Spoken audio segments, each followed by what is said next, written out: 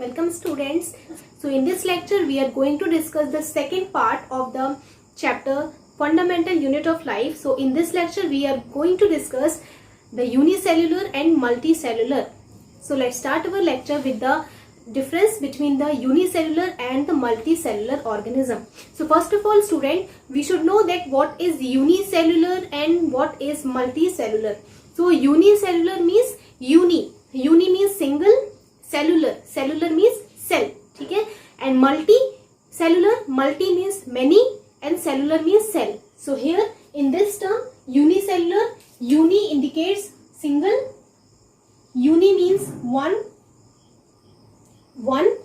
cellular cell, ठीक है. मतलब कि the organisms that have only one cell, मतलब ऐसे organism जिनके पास सिर्फ सिंगल सेल होती है and that cell performs all the functions of their life, ठीक है. तो एक सिंगल सेल होती है, that's why these are called unicellular organisms. Next is multicellular. So in multicellular, multi means many,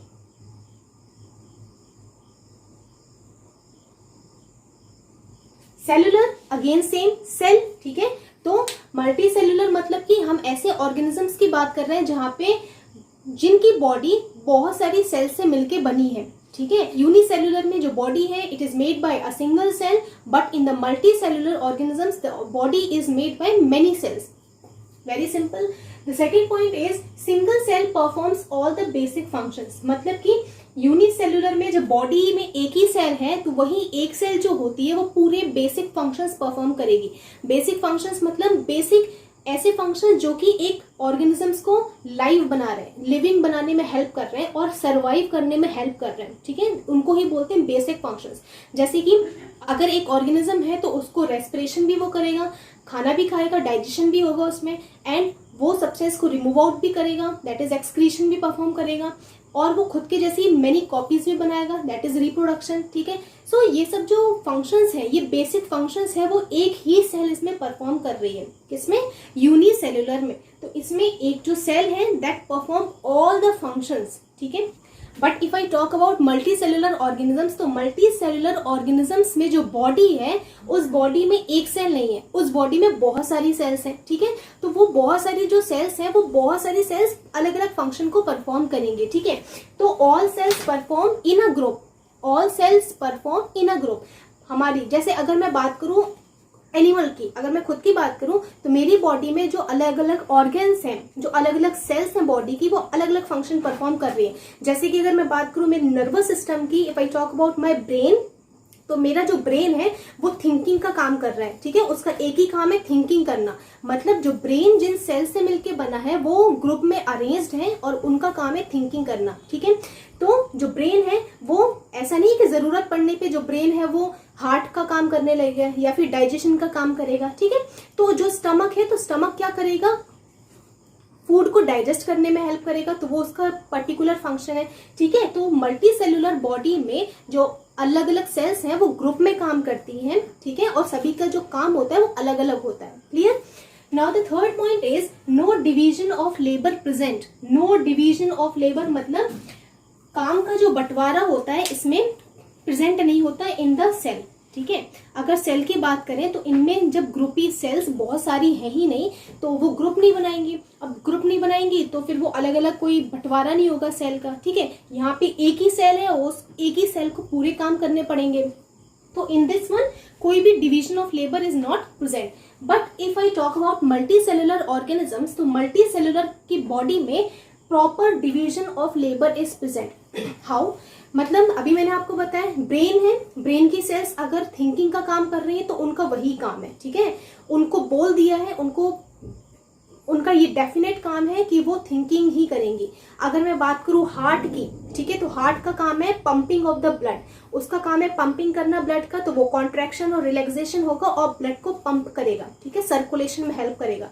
वो उसका रिस्पेक्टिव काम है, ठीक है. तो हमारी बॉडी के अंदर डिफरेंट जो ऑर्गन्स होते हैं उनका एक पर्टिकुलर काम होता है, that is the division of labour, काम का बंटवारा. जैसे कि अगर मैं क्लास में देखूं, जब हमारे स्कूल में कोई फंक्शन होता है, ठीक है, तो हम उस फंक्शन को पूरा ऑर्गेनाइज करने के लिए हम लोग क्या करते हैं, टीचर्स आपको क्या बोलती है, टीचर्स आपकी क्लास में बहुत सारे ग्रुप्स बना देती है, ठीक है। अब टीचर आपको बोलती है कि yes this particular group will perform the function of what, this particular group will do the decoration, right. And the second group जो बनाती है टीचर, उनको बोल देती है कि आप डांस का काम करेंगे, ठीक है। या थर्ड ग्रुप बनाती है, उनको बोल देती है you will do the cleaning things, ठीक है। तो ये अलग अलग जो काम का बंटवारा करने के लिए जो है, जो अलग अलग काम का बंटवारा कर दिया जाता है, जिसकी वजह से आपकी बॉडी में इजीली काम हो जाता है। That is the division of labour in simple words. Now the fourth point is examples. So unicellular organisms में क्या होता है, एग्जाम्पल्स क्या है, amoeba, Euglena, bacteria, Chlamydomonas, paramecium. These are the simple examples of unicellular organisms। मतलब ये सभी जो एग्जाम्पल्स हैं जिनकी मैं आपसे बात कर रही हूँ, इनकी बॉडी में सिर्फ एक ही सेल होती है, ठीक है। But the structure of all the cells of their body is different in different organisms, ठीक है। अलग अलग ऑर्गेनिज्म की अगर बात करूं तो सभी ऑर्गेनिज्म में स्ट्रक्चर जो है वो वेरी करेंगे, वो डिफरेंट रहेंगे, ठीक है। So first we will see the structure of amoeba. This is an example of amoeba. ये अमीबा का स्ट्रक्चर आप अगर देखोगे तो अमीबा जो है इसे बोला जाता है शेपलेस ऑर्गेनिज्म। शेपलेस ऑर्गेनिज्म क्यों, क्योंकि इसका जो शेप है वो डेफिनेट नहीं है। अगर आप बोलोगे कि इसका जो शेप है वो क्या है, तो दिस इज शेपलेस, क्योंकि ये क्या है, इसकी जो मेम्ब्रेन है, फोल्डिंग्स जो होती है वो चेंज होती रहती है। जो इसकी फोल्डिंग्स है, जो शेप है वो कंटिन्यूसली चेंज होता है when this amoeba moves from one place to another place. So this is shapeless organism. Next example is Chlamydomonas. Chlamydomonas is a unicelled organism, ठीक है, and this is placed in the category of algae. ये जो Chlamydomonas है ये algae की category में इसे place किया गया है। वाई स्टूडेंट, बिकॉज हमें पता है जो एल्गी होती है, ठीक है, एल्गी जो है ये ग्रीन कलर की होती है। This is green in colour, ठीक है। अब ग्रीन कलर की है, it means it will definitely have chlorophyll. If it has chlorophyll, then it will be able to perform the function of what? Photosynthesis. Photosynthesis कर पाएगी, ये अपने लिए खुद ही खाना बना लेगी, ठीक है। तो जो क्लेमाइडोमोनस की मैं बात कर रही हूँ, तो वो भी एल्गी की कैटेगरी में रखी गई है, और ये क्लेमाइडोमोनस भी फूड को प्रिपेयर कर सकती है, because this also has chlorophyll inside its body, ठीक है। तो this is algae. Next example is paramecium. जो पैरामीशियम है, इसे अगर आप इसका स्ट्रक्चर देखोगे तो ये स्लीपर के जैसा दिखेगा। जो आपकी चप्पल होती है उसके जैसा इसका स्ट्रक्चर एग्जैक्टली मिलता है, स्लीपर के जैसा स्ट्रक्चर होता है, इसीलिए इसे बोला जाता है स्लीपर एनिमलक्यूल।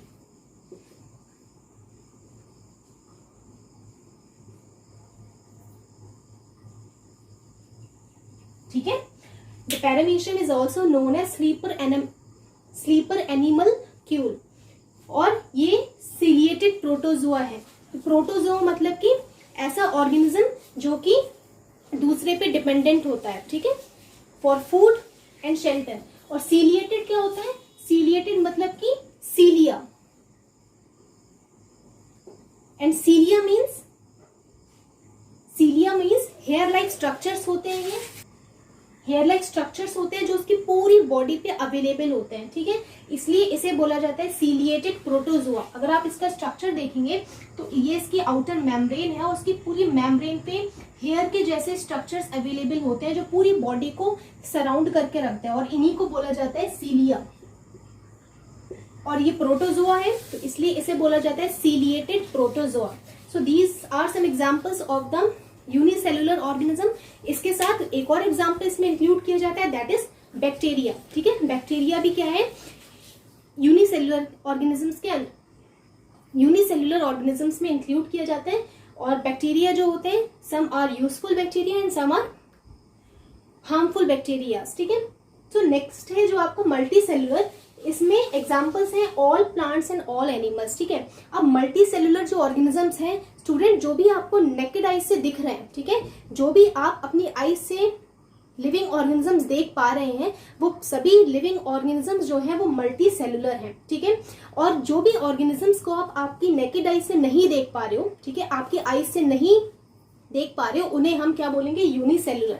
क्योंकि इनको देखने के लिए हमें क्या चाहिए, we need to use the microscope. हमें माइक्रोस्कोप की जरूरत पड़ेगी अगर हम चाहते हैं यूनिसेलुलर ऑर्गेनिजम्स को देखना, ठीक है। सो मल्टी सेलुलर को हम अपनी आई से देख सकते हैं।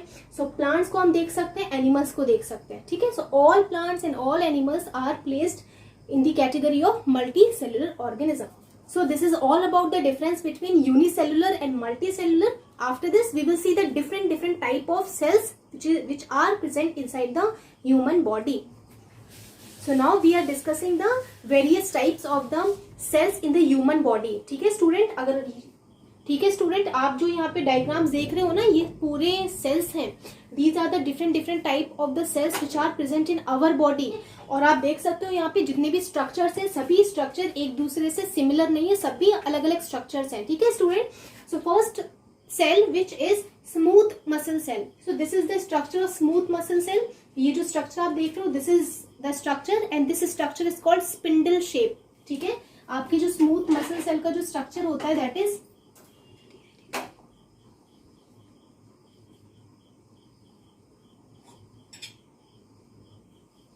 स्पिंडल शेप, इसका स्ट्रक्चर होता है. This structure is spindle shape structure of smooth muscle cell. अब स्मूथ मसल सेल्स होती कहाँ पे, तो जो स्मूथ मसल सेल है ये आपकी जितने भी ऑर्गन्स होते हैं बॉडी के, जैसे आपका स्टमक हो गया, आपका स्मॉल इंटेस्टाइन, ठीक है, लार्ज इंटेस्टाइन, आपका किडनी है, ये जितने भी ऑर्गन्स हैं वो स्मूथ मसल सेल से मिलके बनते हैं. ठीक है, and this is the structure of smooth muscle cell. Second type of cell is the blood cells. ठीक है, ये आप स्ट्रक्चर देख रहे हो, ये ब्लड सेल्स के स्ट्रक्चर है. मतलब जो आपका ब्लड होता है, जो आपका खून होता है, उस ब्लड में बहुत सारे टाइप के सेल्स अवेलेबल होते हैं. ठीक है, so first type of cell is the WBC, second type of cell is RBC, third type of cell is platelets. और इनके अलावा भी बहुत सारे टाइप के सेल्स होते हैं which are not in your syllabus. ठीक है, सो ये आपकी कुछ RBCs होती है, कुछ रेड ब्लड सेल्स होती हैं which gives red colour to your blood. ठीक है, WBCs जो होती हैं वो व्हाइट कलर की होती हैं which are for the fighting. ठीक है, अगेंस्ट द डिसीजेस, जो आपको डिसीजेस जब हो जाती है तो उसमें फाइट करने में, ठीक है, अगेंस्ट द पैथोजन लड़ने में हेल्प करती है WBCs. तो this is about the blood cells. Next type is ovum. So ovum is a female reproductive cell. ठीक है, this is female reproductive cell. अगर आप इसका स्ट्रक्चर देखोगे तो इसका स्ट्रक्चर जो होता है स्फेरिकल होता है, गोल इसका स्ट्रक्चर होता है. ठीक है, so this is about the ovum. Next type of the cell is bone cell. Bone cell, जो आपकी बॉडी में जितनी भी हड्डियां होती हैं, तो पूरी हड्डियां जो होती हैं, जो बोन होती है, that is made by cells and these cells are called bone cells. ठीक है, और बोन सेल्स जो है उनको हम, और बायोलॉजी की लैंग्वेज में स्टूडेंट जो बोन सेल्स होती हैं इन्हें हम बोलते हैं ऑस्टियोसाइट्स. ठीक है, osteo means bone and cytes means cell. Next type is sperm cell. तो स्पर्म सेल क्या है, this is male reproductive cell है. और आप स्ट्रक्चर देखोगे तो this is the head of the sperm cell, this is the tail of the sperm cell. तो this is male reproductive cell. Next type of cell is fat cell. तो ये fat cell का structure होता है. Fat cell मतलब कि आपकी body में जो सेल्स स्टोरेज का काम करती है, जिनमें फैट जैसा सब्सटेंस फिल्ड रहता है. ठीक है, तो इन सेल्स के अंदर सब्सटेंस जो फिल्ड होता है वो मेनली फैट होता है एंड लिपिड्स होते हैं. ठीक है, तो ये सब्सटेंसेज हैं जो फैट सब्सटेंसेज हैं वो आपके सेल के अंदर फिल्ड होते हैं. तो ये जो जितना ज्यादा मोटे पर्सन होते हैं उनकी बॉडी में फैट सेल्स बहुत ज्यादा होती है and these are meant for the storage. ठीक है, ये स्टोरेज के लिए होती है particularly. So this is the nerve cell. This is very important cell in your body, student. Why?